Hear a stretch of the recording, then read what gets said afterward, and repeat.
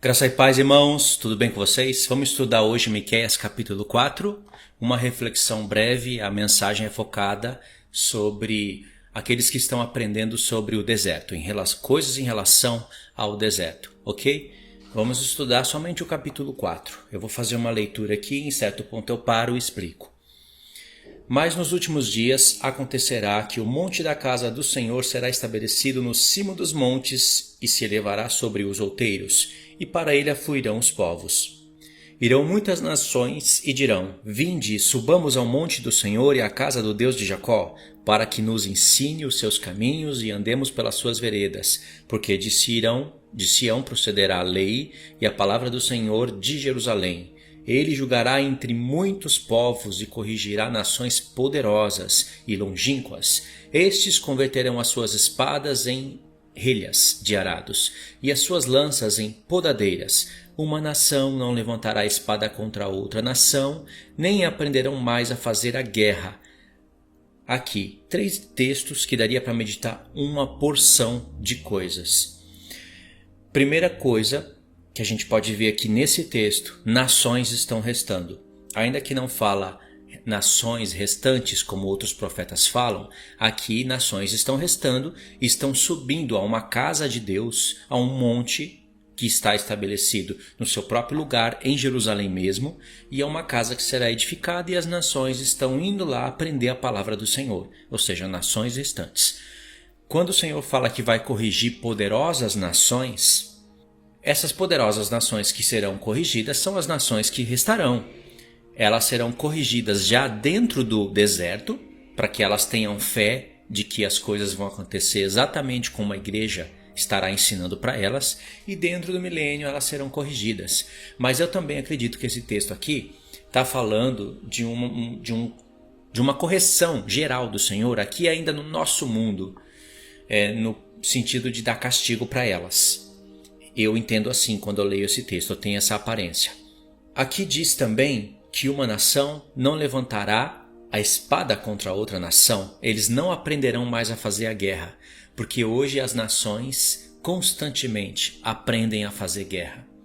Enquanto uns estão trabalhando, buscando as suas próprias vidas, os mais poderosos estão ali estudando conflitos, guerras, estão se preparando e se armando para fazerem mais guerras e para desencadear a Terceira Guerra Mundial no mundo.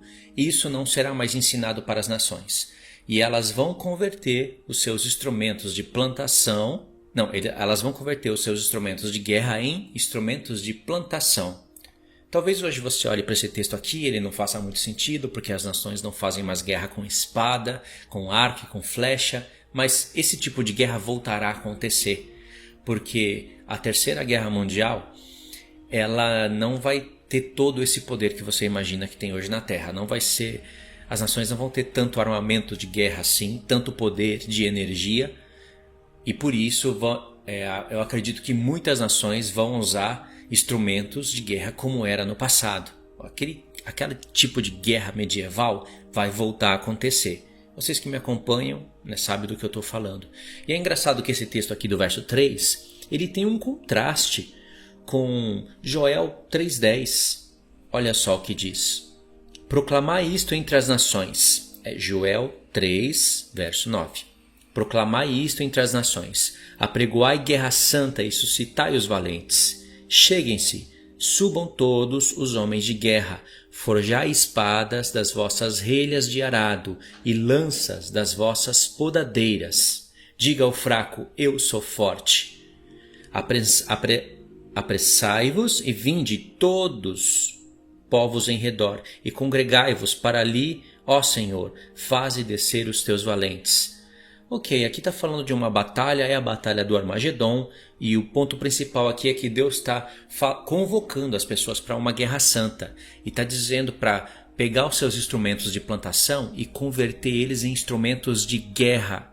E irmãos, você tem que saber aplicar literalidade à palavra, não pode ficar querendo espiritualizar tudo. E aqui em Miqueias, justamente ao contrário está acontecendo, e foram utilizadas as mesmas palavras.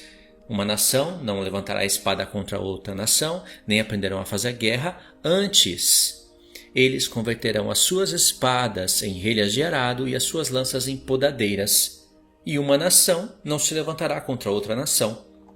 Perfeito, não é? Então, até aqui o Senhor já está dando para a gente uma mensagem escatológica poderosa e que exige da gente uma meditação. E o contexto aqui ele vai ficar cada vez mais forte, cada vez mais difícil de entender. Você vai precisar do auxílio de outros profetas e até mesmo de meditar em Apocalipse. Verso 4. Mas assentar-se-á cada um debaixo de sua videira e cada um debaixo de sua figueira, e não haverá quem os espante, porque a boca do Senhor dos Exércitos o disse. Esse texto aqui é um link para Isaías, para Reis, para João capítulo 1. É um link para falar do reino milenar e vai puxar aqui para a gente o reino do tempo de Salomão, que prefigura o reinado de Cristo. Ok, fica aqui o recado. Se vocês quiserem estudar, é só puxar esse texto aí e buscar as referências. Vamos pegar aqui agora o verso 6. Naquele dia, diz o Senhor, congregarei os que cocheiam e recolherei os que foram expulsos e os que eu afligira. Dos que cocheiam, farei a parte restante, e dos que foram arrojados para longe uma poderosa nação. E o Senhor reinará sobre eles no monte Sião, desde agora e para sempre. Agora aqui o caldo começa a engrossar. Aqui Deus começa a preparar profecias que vai precisar de uma habilidade profética para você entender e explicar isso para o povo. A ti, ó torre do rebanho, monte da filha de Sião, a ti virá, sim, virá o primeiro domínio, o reino da filha de Jerusalém. Verso 9. Agora, por que tamanho grito? Não há rei em ti? Pereceu o teu conselheiro? Apoderou-se de ti a dor como a que está para dar à luz? Essas perguntas aqui que o Senhor está falando é em relação ao povo incrédulo, ao povo que não aceita o Messias como rei e que vai ter que ter dores de parto. Só que o Senhor agora, a partir do verso 10, ele vai direcionar essa mensagem também para os gentios e esses para o que creem na palavra do Senhor. E uma figura apocalíptica vai nascer aqui. Sofre dores e esforça-te, ó filha de Sião, porque é como a que está para dar à luz.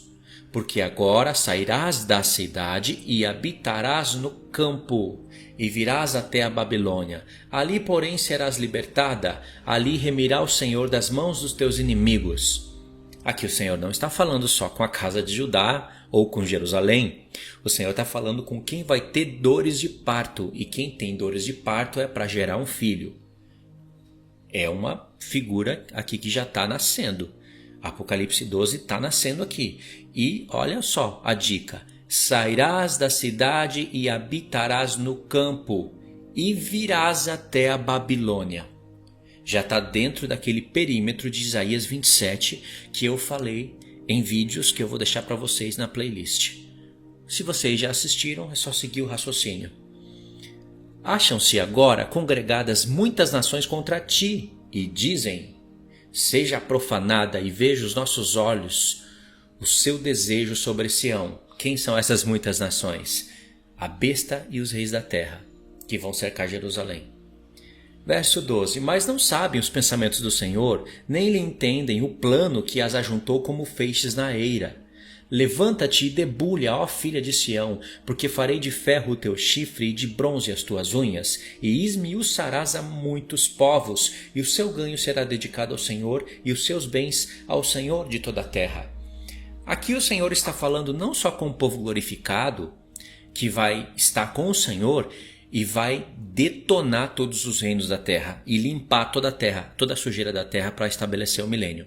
Como, por exemplo, Apocalipse 19 está acontecendo. Lá tem o Senhor Jesus num cavalo e atrás dele tem cavalos com homens com linho fino, puro e resplandecente. É a igreja que se preparou e aquelas vestes falam das obras justas dos santos e essas obras, o efeito delas é a glorificação dos corpos. Ali é a igreja glorificada que está preparada para um conflito.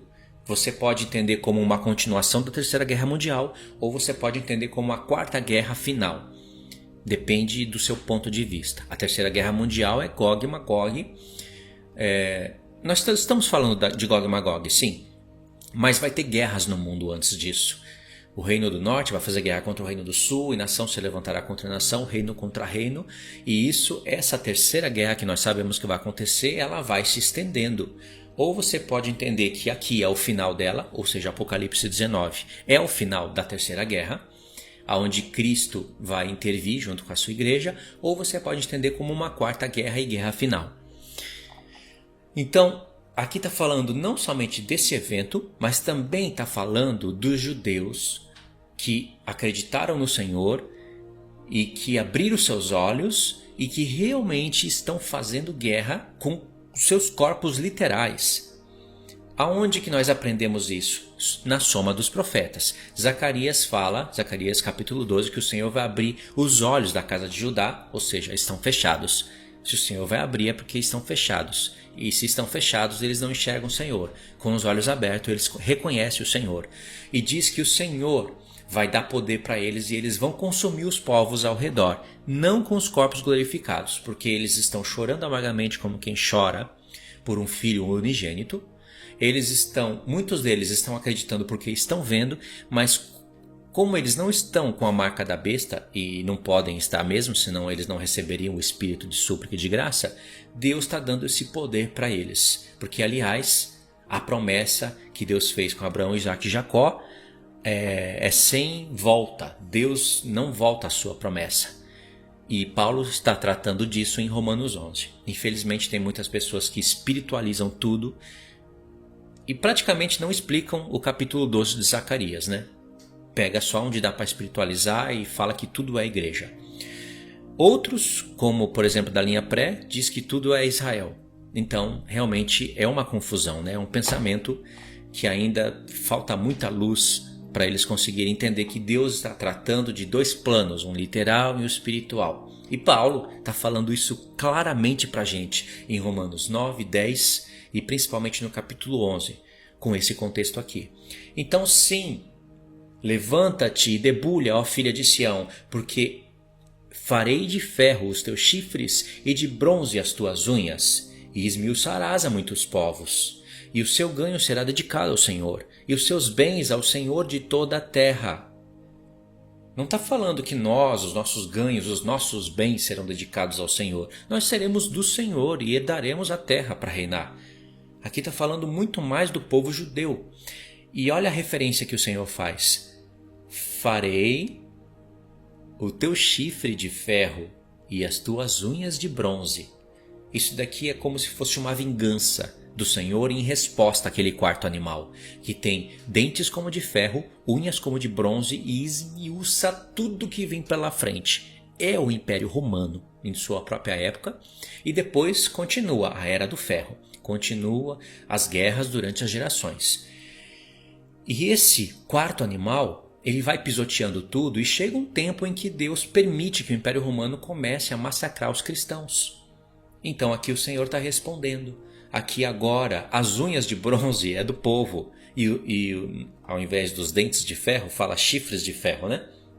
Os chifres de ferro é do povo e eles estão matando muita gente na terra. Ok, nós praticamente finalizamos o capítulo 4, mas eu queria que vocês prestassem atenção no verso 10. Sofre dores e esforça-te, ó filha de Sião, como aqui está para dar a luz, porque agora sairás da cidade, habitarás no campo e virás a Babilônia.